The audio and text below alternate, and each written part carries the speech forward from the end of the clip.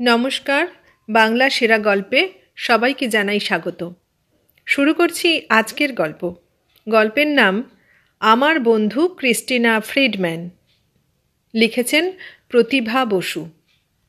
তাহলে শুরু করি গল্পটা। গল্পের নাম আমার বন্ধু ক্রিস্টিনা ফ্রিডম্যান। রাত 11টায় ফোন বেজে উঠল। সবে শুতে গিয়েছি, চমকে উঠে বসলাম। হ্যালো। ঝর্নার মতো ঝরঝর করে একগাল হাসি। এসে গেছি। একটু দিশেহারা বোধ করলাম। কে যে রাত 11টায় ফোন করে তার আবির্ভাবের খবরটি এমন সগৌরবে ঘোষণা করতে পারে ভাবতে সময় লাগলো। শোনো, ঘুমোচ্ছিলে নাকি? না। গলা এত ভার কেন? চিনতে পারছো বলে তো মনে হচ্ছে না। হ্যাঁ, না মানে, যাও, তোমার সঙ্গে কথা বলবো না। এদিকে সব কাজ ছেড়ে ছেলে মেয়ে ফেলে ছুটে আসছি তোমার জন্য, আর তুমি আমার গলায় চিনতে পারছো না? ও মা, ক্রিস্টিনা বুঝি? কখন এলে? এখানে কেন আসনি? এতক্ষণে বুঝতে পেরে আমার গলা আহ্লাদে আটখানা হয়ে উঠল। আসিনি এখনো, আসছি। গাড়ি চালিয়ে আসছি সোজা। এখন পথে একটা মোটেল থেকে ফোন করছি তোমাকে। মোটেল হলো মোটর আর হোটেলের একটি সমন্বিত শব্দ। যারা মোটরে দূর পথে ভ্রমণ করেন তাদের রাত কাটাবার জায়গা, বিশ্রাম নেবার আবাস। ভোর না হতেই নিউ ইয়র্ক পৌঁছে যাব। বলো, কটার সময় যাব তোমার কাছে? তার মানে যখনই পৌঁছবে তখনই আসবে, সময় তো তোমার হাতে। আমি টাইম স্কোয়ারে আমার এক বান্ধবীর কাছে উঠছি। যদি বলো ব্রেকফাস্ট না করেও গিয়ে হাজির হতে পারি। আমার চেয়ে বেশি বান্ধব নিউ ইয়র্কে নেই বলেই তো শুনেছিলাম তোমার। তা তো নেই, তবে এখানে না উঠে সেখানে উঠছো কেন? তোমার অসুবিধা হবে না? কিন্তু কথা ছিল নিউ ইয়র্কে তুমি আমার জন্যই আসবে। তোমার জন্যই তো এসেছি। তাহলে আবার অন্য বান্ধবীর? আচ্ছা গো আচ্ছা, ভোর 5টায় গিয়ে যখন দৌড় ঠেলব, দেখব ঘুম ভেঙে উঠে আমাকে অভিশাপ দাও কি না। ঘুম তো এখনই ভেঙে দিলে। ঘুমিয়ে পড়েছিলে সত্যি? খুকি নাকি যে রাত 11টা না বাজতেই ঘুম? ঘুমিয়ে পড়বো কেন, জেগেই ছিলাম। কিন্তু এরপরে তো আর ঘুমানো যাবে না। কেন? বা, তুমি আসবে আর আমি সারা রাত ঘুমিয়ে কাটাবো? তাহলে কি প্রহর গুনবে? নিশ্চয়ই। ও মাই হানি, কি মধুই না ঢালছো কথায়। সরু গলা না হলে প্রেমে পড়ে যেতাম। আমি তো সরু গলা সত্ত্বেও প্রেমে পড়ে আছি। দুষ্টু, 1 নম্বরের দুষ্টু। কত যে বন্ধুতা তা আমার জানা গেছে।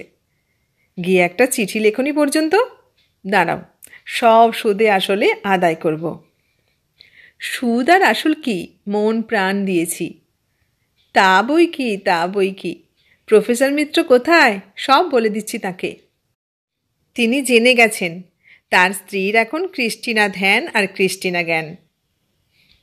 আবার কলসি থেকে জল গড়াবার মতো এক প্রস্থ হাসি হেসে ফোন ছাড়ল ক্রিস্টিনা। আমি নাচতে নাচতে এসে স্বামীকে তার আগমন সংবাদ জানালুম। স্বামী চোখ বড় করে বললেন, সর্বনাশ, আজ যে আমি টিকিট কিনে এনেছি। আমারটাও কিনেছ? নিশ্চয়ই, তুমি তো বললে রাত্রে তোমার একা থাকতে ভয় করবে। তাই তো, কি হবে? প্লেন ছাড়বে বেলা 12টার সময়। এখান থেকে আমাদের 9টাতেই বেরোতে হবে। উপায়? ও কখন আসবে? ওকে তো এখানেই উঠতে বললাম, ভোরে আসবে। মুশকিল হলো। টিকিট ফেরত দিয়ে টাকাটা রিফান্ড নেওয়া যায় না? তা কেন যাবে না, একটু ঝামেলা আর কি। একটু আগেও যদি জানতাম। তাই তো। আর বেচারা এতটা রাস্তা আমাদের জন্যই আসছে। কাগজপত্র গুছিয়ে উঠে দাঁড়ালেন উনি। যাকগে, ভেবো না, ঘুমিয়ে পড়ো এখন। ঘুমিয়ে না পড়লেও শুয়ে পড়লাম আবার। মনের মধ্যে একটা উদ্বেগ লেগে রইল। যাচ্ছিলাম ইন্ডিয়ানা বিশ্ববিদ্যালয়ে। আমার স্বামী সেখানে বক্তৃতা দিতে আমন্ত্রিত হয়েছেন, আমি তার সঙ্গী। সপ্তাহান্তে এরকম কোনো না কোনো বিশ্ববিদ্যালয়ের আমন্ত্রণ লেগেই থাকে তার।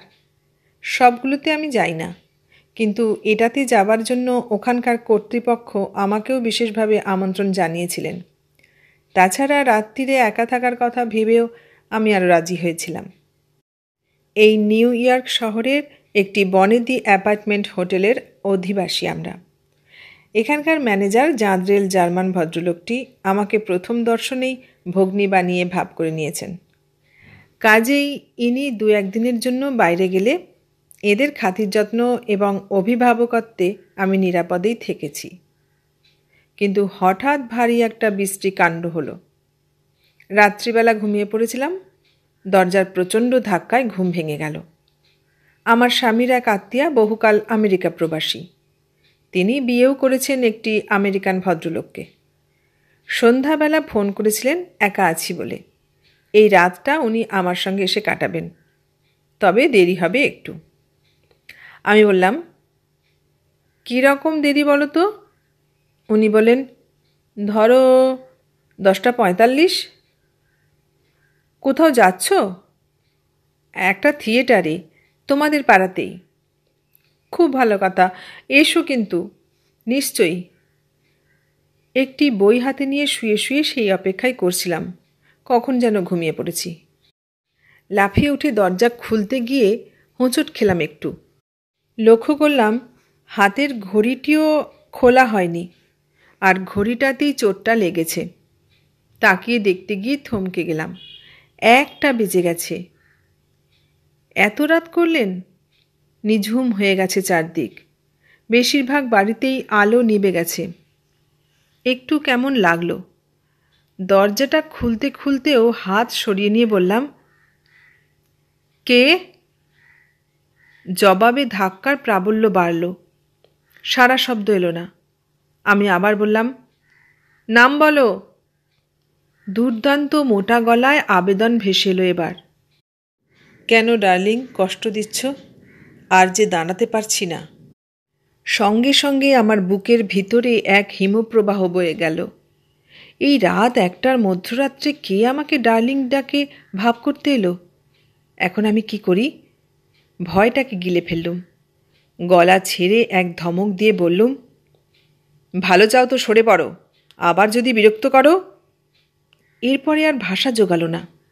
বিরক্ত করলে যে কি করব ভেবে পেলাম না।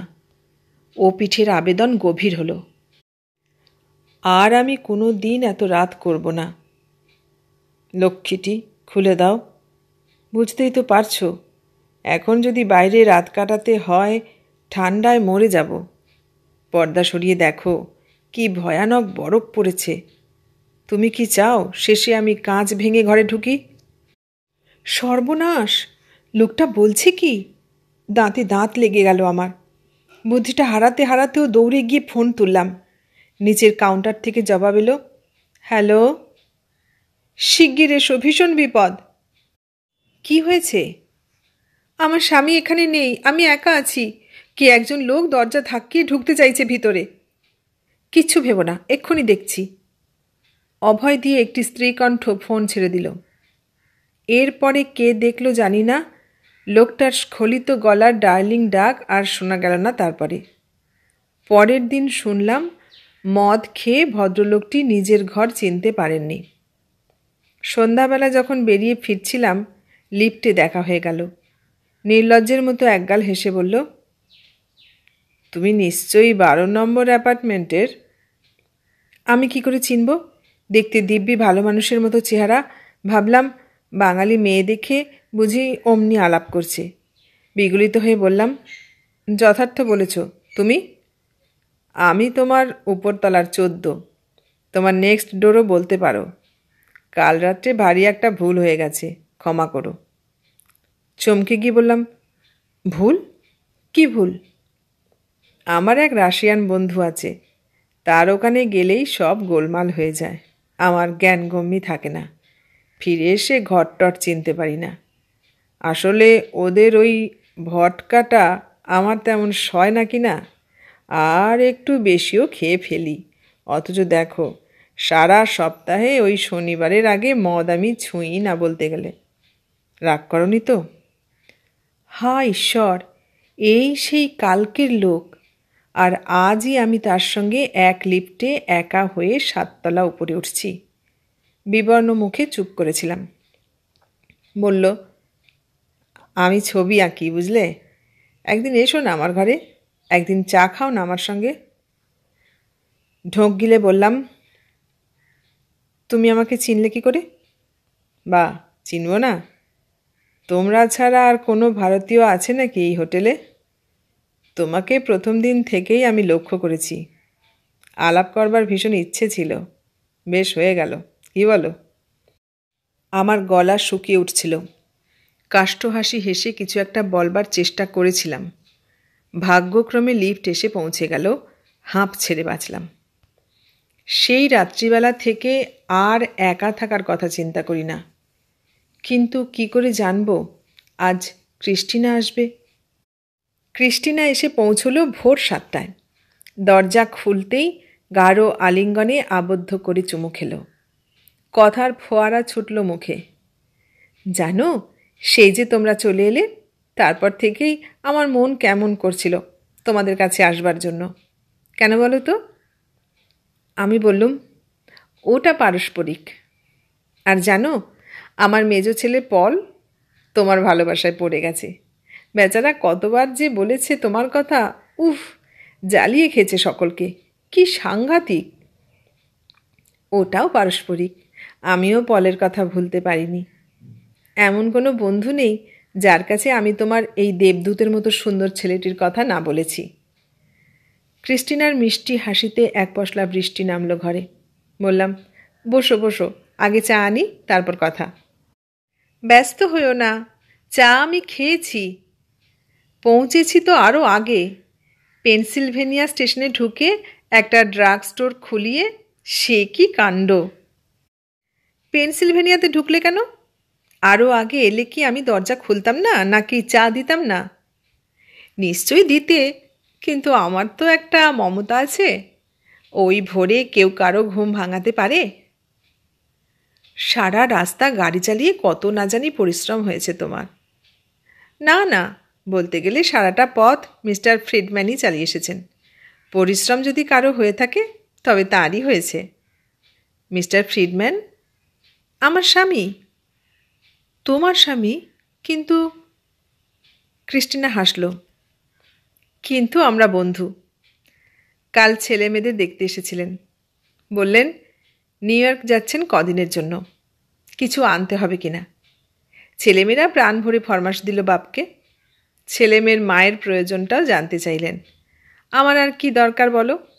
তবে যখন বললেন যে গাড়িতে আসছেন, আপত্তি না থাকলে সঙ্গী হলে তিনি খুশি হবেন, তখন অবশ্যই রাজি হয়ে গেলাম। ভাবলাম মন্দ কি, তোমার সঙ্গে দেখা হয়ে যাবে। আমি ক্রিস্টিনার দিকে হাঁ করে তাকিয়েছিলাম। প্রায় 5 বছর যাবৎ ওরা আইনসঙ্গতভাবে বিচ্ছিন্ন। তারপরে আবার এই বন্ধুতার সম্পর্কটা কী ধরনের, সেটা আমার বাঙালি মাথায় ঢুকতে চাইছিল না। ক্রিস্টিনার সঙ্গে আমাদের আলাপ হয়েছে মাত্র মাস 3 আগে। নিউ ইয়র্ক থেকে নর্থ ক্যারোলাইনা যাচ্ছিলাম, পথে ট্রেনে দেখা। এদেশে এসে সেই প্রথম ট্রেন দেখে অবাক হয়ে গিয়েছিলাম। মস্ত ঝকঝকে ডাইনিং রুম থেকে শুরু করে বিচিত্র আসবাববহুল ড্রয়িং রুম পর্যন্ত কিছুই বাদ নেই। ড্রয়িং রুমটি একেবারে গাড়ির শেষ প্রান্তে, আগাগোড়া কাচে মোড়া। ছাদটি পর্যন্ত কাচের, যাতে বসে বসে সমস্ত বাইরের দৃশ্য উপভোগ করা যায়।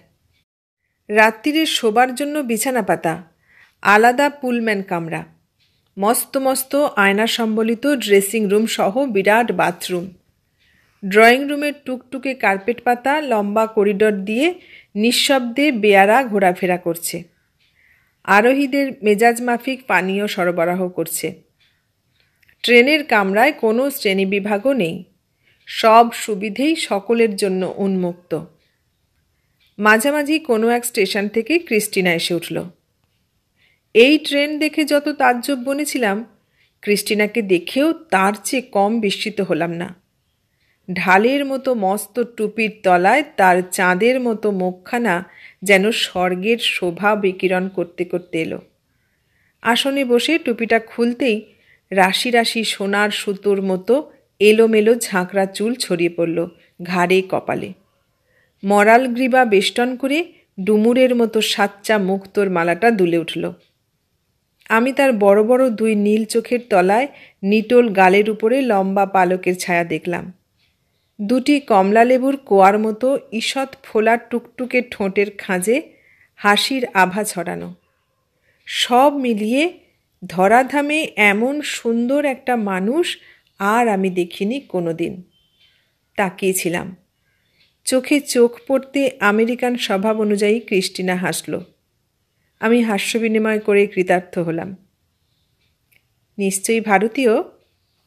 মুখোমুখি আসন থেকে আমার গাঢ় রং সিল্কের শাড়ির দিকে যথারীতি তির্যক দৃষ্টিতে তাকিয়ে সে আলাপের সূত্রপাত করল। সবিনয় বললাম, ঠিক ধরেছ। নিশ্চয়ই চ্যাপেল হিলে যাচ্ছ? ঠিক। নিশ্চয়ই তোমার স্বামী সেখানকার বিশ্ববিদ্যালয়ে বক্তৃতা দেন? ঠিক ঠিক। কি করে জানলে? চোখের আয়ত পল্লবে কাঁপন তুলে হাসল ক্রিস্টিনা। আমার নাম ক্রিস্টিনা ফ্রিডম্যান। লোকের মুখ দেখে ভূত ভবিষ্যৎ বলে দিতে পারি। নিজের রসিকতায় নিজেই মুগ্ধ। আসলে চ্যাপেল হিলে আমাদের যথাযোগ্য অভ্যর্থনার ভার এই ক্রিস্টিনার উপরেই ছিল। বোনের বাড়ি উইকেন্ড কাটাতে আসা ক্রিস্টিনা এই কর্তব্য পালনের জন্যই ফিরে যাচ্ছে সেখানে। সেই শহরে ক্রিস্টিনা ফ্রিডম্যান একটি বিশেষ নাম। গুণীমানের প্রতি এর অনুরাগ উল্লেখযোগ্য। চেহারার সৌন্দর্যের মতো স্বভাবের সৌন্দর্যও কম নয়। অমন প্রাণখোলা, সহজ সরল, ফুর্তিতে উচ্ছ্বসিত মানুষ সহজে মেলে না। গুণ আছে অনেক। সাহিত্যপ্রেমিক, সঙ্গীত প্রিয়, আতিথেয়তায় মহানুভব, গাড়ি চালাতে ওস্তাদ, ঘোড়া ছুটোতে 1 নম্বর। কেন জানি না, অতি অল্প সময়ের মধ্যেই আমি আর ক্রিস্টিনা কাছের মানুষ হয়ে উঠেছিলাম। চট করে কারোর সঙ্গে এমন ঘনিষ্ঠ হবার বিদ্যা আমার আয়ত্তে ছিল না। সেটা নিশ্চয়ই ক্রিস্টিনারই গুণ। মাত্র 2 দিনের জন্য ওই শহরে গিয়েছিলাম। ক্রিস্টিনার আতিথ্যে 6 দিন কাটিয়ে ফিরলাম। স্টেশনে তুলে দিতে এসে ভেজা ভেজা দৃষ্টিতে তাকালো ক্রিস্টিনা। ভাঙা গলায় বলল, আবার কবে দেখা হবে কি জানি। বললাম, তুমি কিন্তু নিশ্চয়ই নিউ ইয়র্কে আসবে, কথা দাও। ক্রিস্টিনা তার হাতের মুঠোয় আমার হাতটা নিয়ে একটু চাপ দিল। ট্রেন ছেড়ে দিল। মুখ বাড়িয়ে রইলুম। ক্রিস্টিনা গাড়ির সঙ্গে সঙ্গে হাঁটল খানিকক্ষণ রুমাল ওড়ালো। তারপর আর দেখা গেল না। শেষ পর্যন্ত টিকিট রিফান্ড করে ক্রিস্টিনার অনারে আমাকে রেখে আমার স্বামী একাই চলে গেলেন। সেই দুপুরে আমাকে বগল দাবা করে সারা শহর ঘুরে বেড়ালো ক্রিস্টিনা। ডিপার্টমেন্টাল স্টোরগুলোতে হানা দিয়ে দিয়ে প্রচুর জিনিস কিনল। শীত কমে গিয়েছিল। দুপুরে সেন্ট্রাল পার্কের রৌদ্রঝলসিত ট্যাভার্নে খেয়ে, আর্ট গ্যালারি দেখে, বিকেলের চা এবং তারপর একেবারে ডিনার সেরে তবে ঘরে ফেরা হলো। আমি বাড়িমুখো বাঙাল, অত ঘোরাঘুরি আমার সইবে কেন? বাড়ি ফিরে বাঁচলুম। পা ব্যথা করছিল। শুয়ে পড়লুম সাত তাড়াতাড়ি। ক্রিস্টিনা শোল না। 8 ঘন্টা ধরে স্নান করল, আঁটো পোশাক ছেড়ে ঢিলে শোবার পোশাক পরল, সারা গায়ে মিঠে গন্ধ পাউডার ছড়ালো, চুলগুলো টেনে পনিটেল করে বাঁধল, মুখে অ্যান্টিরিঙ্কেল ক্রিম বুলালো, মোজা কাচল, তারপর গেল রান্নাঘরে। আমি চেঁচিয়ে বললাম, আবার রান্নাঘরে কি করতে গেলে? ততোধিক চেঁচিয়ে জবাব দিল, চুপচাপ শুয়ে থাকো, এখনই আসছি। উঠে গিয়ে দেখি উনুন জ্বালিয়ে কফির জল চাপিয়েছে। আমাকে দেখে কলরব করে ছুটে এলো। শিগগির যাও, শো গিয়ে, নইলে ভীষণ রাগ করব।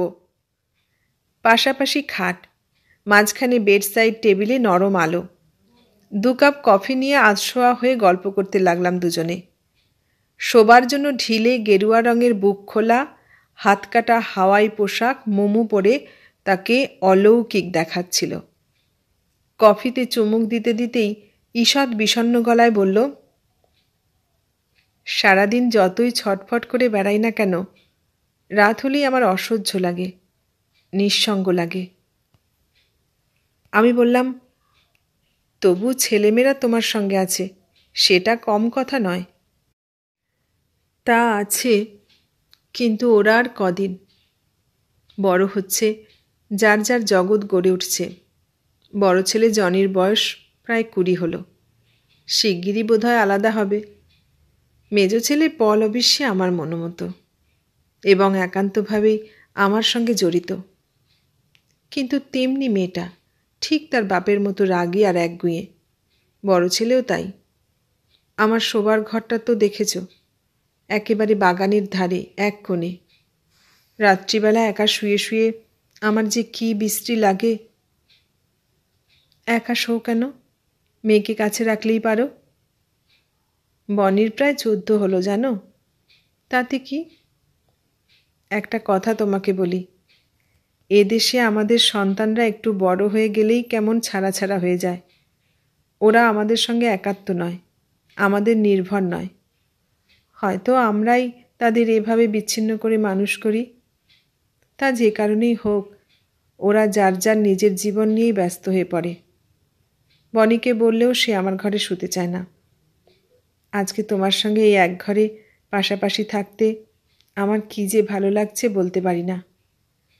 ভালো বন্ধুর মতো কিছু নেই জীবনে। আমি বললাম, আমি আরও সংকোচ করছিলাম। ভাবছিলাম বসার ঘরের সোফাতে আমি শুই, তুমি এ ঘরে স্বাধীনভাবে হাত পা ছড়াও। তারপর ভয়ানক ইচ্ছে করল রাতটা একসঙ্গে গল্প করে কাটাতে। ভাগ্যিস তোমার সেই সদিচ্ছা তুমি কাজে খাটাওনি।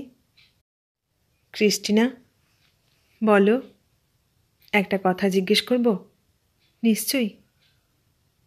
কিছু মনে করো না। আমরা দুই প্রান্তের দুই দেশের মেয়ে। সামাজিক ব্যবস্থা মতো হয়তো মনের গড়নেও অনেকটা তফাৎ আছে। আমি ভেবে পাই না, স্বামীর সঙ্গে বিচ্ছেদ হয়ে যাবার পরেও কি করে তোমরা দেখাশোনা করো, একসঙ্গে ঘোরোফেরো, সঙ্গী হও, সময় কাটাও।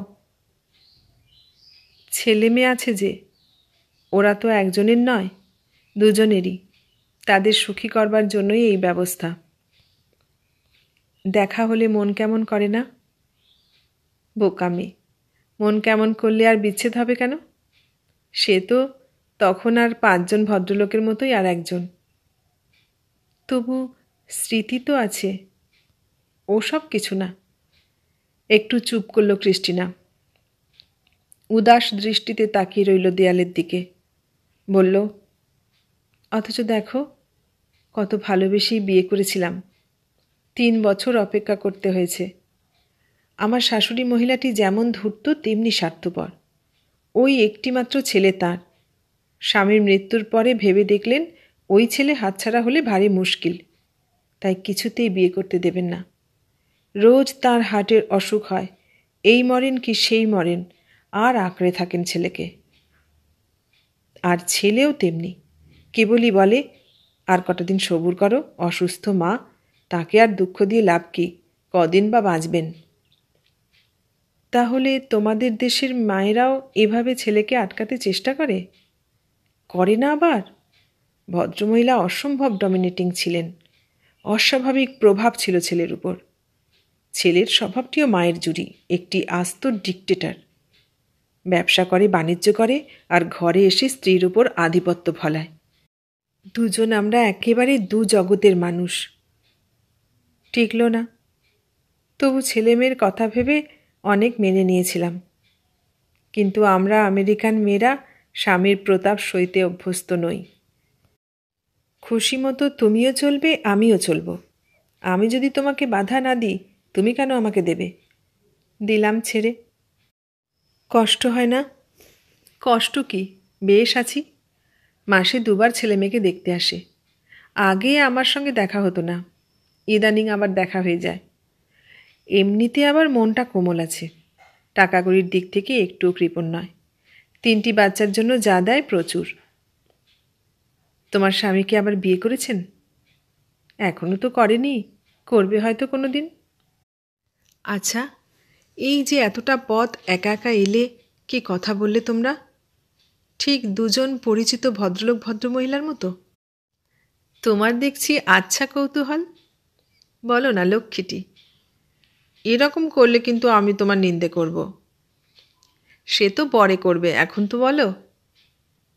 তাহলে শোনো, এত বড় একটা লিফট দিলেন বলে কোষে ধন্যবাদ দিলুম। তারপর কেঁচো খুঁড়তে সাপ বেরুলো। মানে? ভালো মানুষই করে জিজ্ঞেস করলুম, এই শহরের কোন অংশে তিনি বিরাজ করবেন, ঠিকানাটা কি? শুনলুম একটি উৎকৃষ্ট বান্ধবী জুটেছে, আর ওখানেই থাকছেন। তাতে তোমার কি? তার যেখানে খুশি থাকুন না। থাকুন না, একজন কেন, 10 জন বান্ধবী জুটলেও আমার কিছু এসে যায় না। তবে কেঁচো খুঁড়তে সাপ বলছো কেন?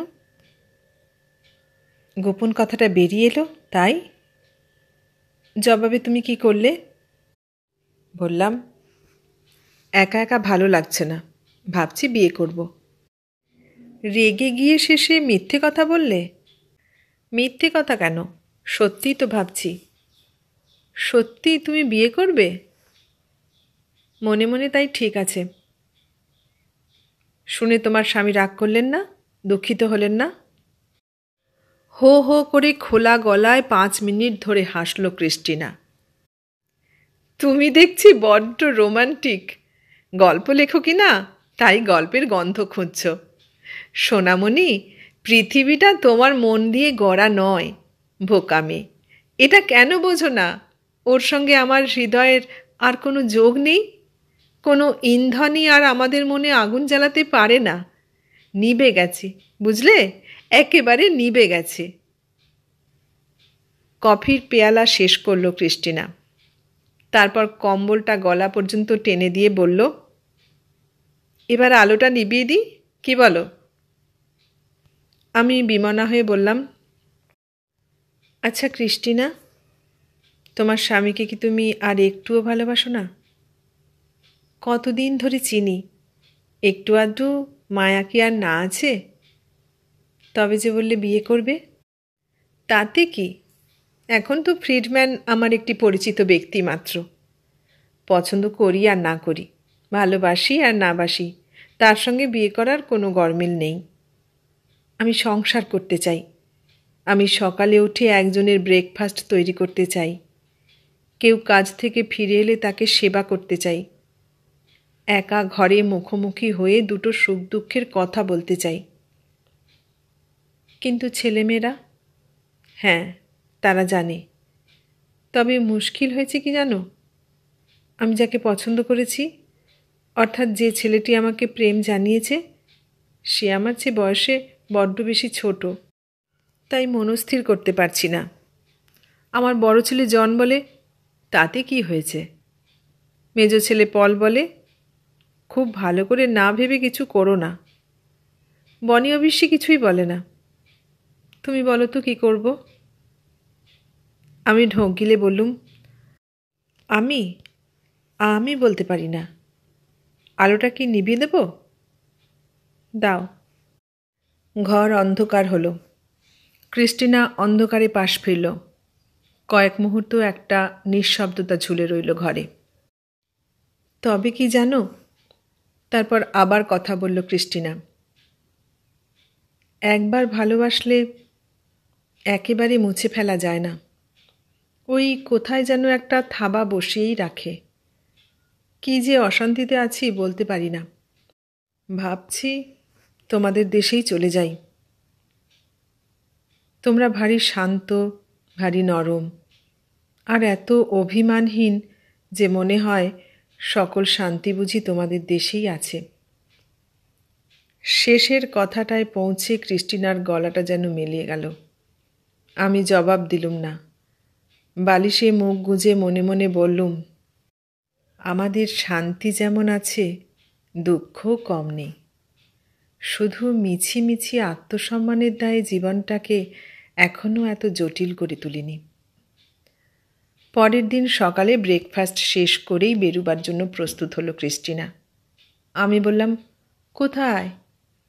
চলো না। আমি আর বেরোবো না। তা কি হয়? আমার পা ব্যথা করছে। ফিরে এসে আমি হাত বুলিয়ে দেব। আমার রান্না আছে, ফিরে এসে হবে।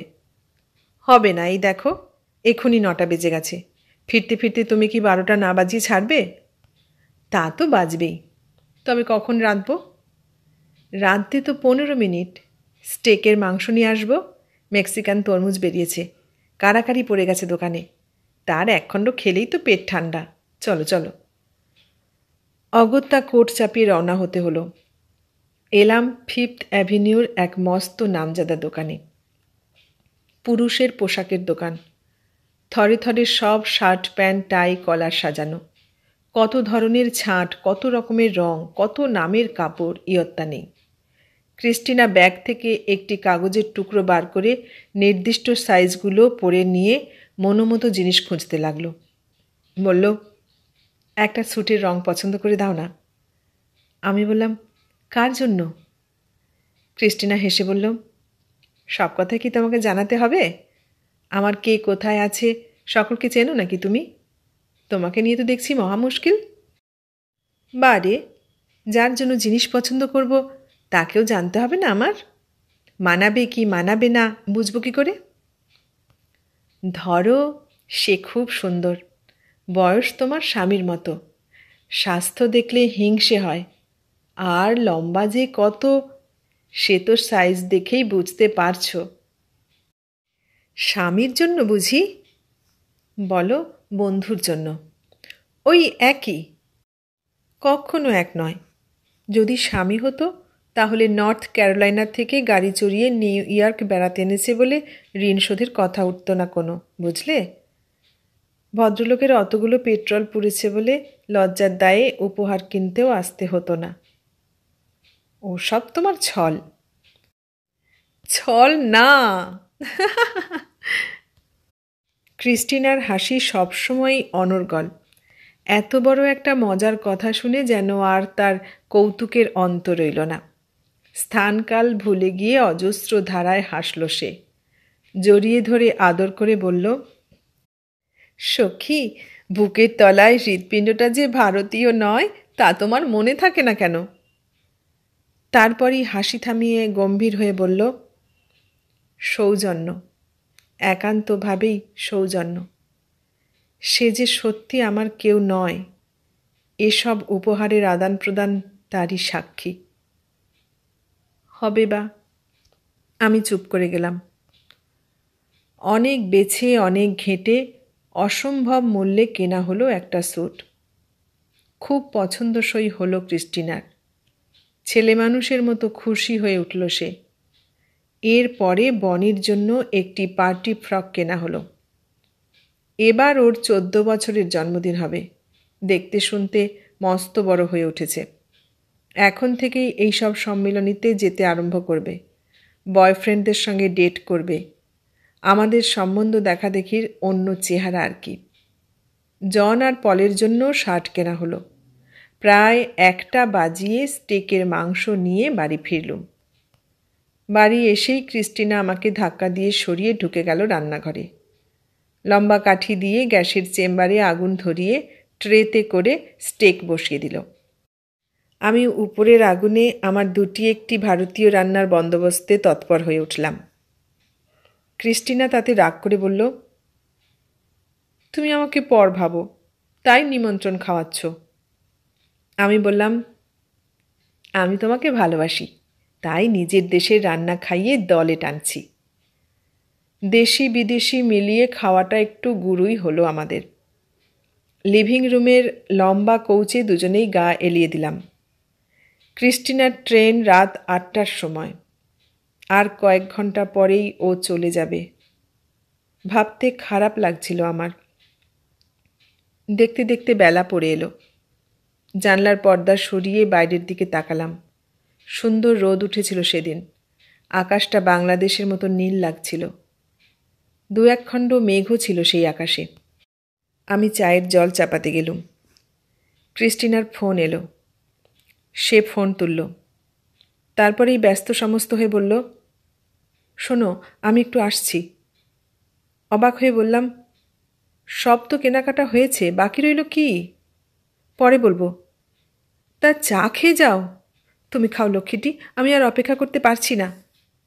ব্যাগ থেকে লিপস্টিক বার করে লাগাতে লাগাতে উঁচু হিলে খুটখুট করে চলে গেল সে। আমি আর কি করব? চায়ের জল নামিয়ে এসে দেশ থেকে পাঠানো দেশ পত্রিকার পৃষ্ঠাগুলোই 10 বার শেষ করে 11 বারের বার উল্টোতে লাগলাম। ক্রিস্টিনা ফিরে এলো অনেক দেরিতে, একেবারে যাবার সময়ে। অভিমান ভারে বললাম, নামেই শুধু আমার বাড়িতে উঠেছিলে, সময় তো বাইরে বাইরেই কাটালে। ক্রিস্টিনা হাত চেপে ধরল। লক্ষ্মীটি, রাগ করো না। অত ব্যস্ত সমস্ত হয়ে কোথায় গিয়েছিলে? আর বলো কেন, শরীর খারাপ বলে এমন একটা ফোন করলো। কে? তোমার স্বামী? অথচ গিয়ে দেখি বেশ ভালো। খুব রসিক ব্যক্তি তো। কেবল হয়রান করা। হয়রান হও কেন?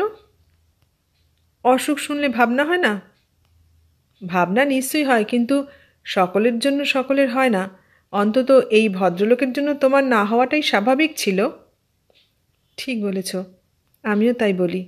তবে কি জানো, ছেলেমেয়েদের কাছে একটা কৈফিয়ত দিতে হবে তো। তারা যদি শোনে তাদের বাবার অসুখ অথচ আমি খবর নিইনি বা দেখতে যাইনি, রাগ করতে পারে। সেই জন্যই মরিবাঁচি করে ছুটে গিয়ে 2 ঘন্টা ধরে কর্তব্য সেরে এলে না? তাছাড়া আর কি। চকিত দৃষ্টিতে হাতের ঘড়ি দেখল ক্রিস্টিনা। তাহলে বিদায় দাও। খাবে না? আমি খেয়ে নিয়েছি, কিচ্ছু ভেবো না। কোথায় খেলে? ফ্রিডম্যানই খাওয়ালেন। উনিও যাচ্ছেন কি না? ও, রোগীটিকে তাহলে সঙ্গেই নিয়ে যাচ্ছ? কি করব বলো, রোগীর উপর যতই রাগ থাক, রোগের সঙ্গে তো রাগ চলে না। তা তো বটেই, কিন্তু রোগীটিকে নিচে রেখে এলে কেন? চলো ডেকে নিয়ে আসি। সময় কই? ট্রেনে তো আর যাচ্ছ না, নিজের গাড়ি, না হয় 2 ঘন্টা পরেই রওনা হলে। গাড়িতে তো যাচ্ছে না, আমার সঙ্গে ট্রেনেই যাচ্ছে। কেন, গাড়ি কি হলো? তাকে হাসপাতালে দেওয়া হয়েছে, 3 দিনের আগে ছাড়া পাবে না। অথচ গাড়ির মনিবকে তোমার আজই চাই। কি মুশকিল না? না বন্ধু না, তুমি যা ভাবছ তা নয়। জীবন মানুষের গল্প উপন্যাস নয়, কেবল গল্প উপন্যাসের উপাদান, এই তো। 2 চোখের তারায় বিদ্যুৎ ছিটিয়ে শব্দ করে হাসল ক্রিস্টিনা।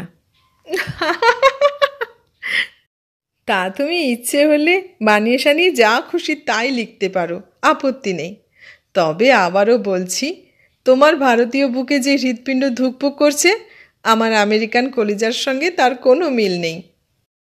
হাত ঝেঁকে আদর করে আলিঙ্গন করে বন্ধুতার উত্তাপে আমার সমস্ত হৃদয় ভরে দিয়ে বিদায় নিল ক্রিস্টিনা। আমি রাস্তার ধারে জানলায় এসে পর্দা সরিয়ে নিচের দিকে তাকালাম। ক্রিস্টিনাকে দেখেই অপেক্ষমান ট্যাক্সি থেকে লাফিয়ে নামলেন এক সুদর্শন ভদ্রলোক। সাদরে সাগ্রহে হাত বাড়িয়ে তাকে গ্রহণ করে আবার গাড়িতে উঠে বসলেন ঘন হয়ে। অজস্র যানস্রোতে এই যানটিও চোখের পলকে মিলিয়ে গেল। কিন্তু আমি তাকিয়েই রইলাম সেই উজ্জ্বল আলোকিত চোখ ঝলসানো 23 নম্বর রাস্তাটার দিকে। মনটা উধাও হয়ে গেল। ক্রিস্টিনা যাই বলুক, না ভেবে পারলাম না ঈশ্বরের রাজত্বে হৃৎপিণ্ডের কারখানা ওই একটাই। সব কলিজাই লাল রক্তে তৈরি। সেখানে কোনো দিশি বিলিতি নেই, সাদা কালো নেই, আমেরিকা আর ভারতবর্ষের তফাতও নেই। এতক্ষণ শুনলে প্রতিভা বসুর লেখা আমার বন্ধু ক্রিস্টিনা ফ্রিডম্যান গল্পটা। কেমন লাগলো গল্পটা? ভালো লাগলে লাইক, কমেন্ট, শেয়ার করো। আর নতুন বন্ধু হলে সাবস্ক্রাইব করার অনুরোধ রইল। সবাইকে অনেক ধন্যবাদ জানিয়ে আজ এখানেই শেষ করলাম।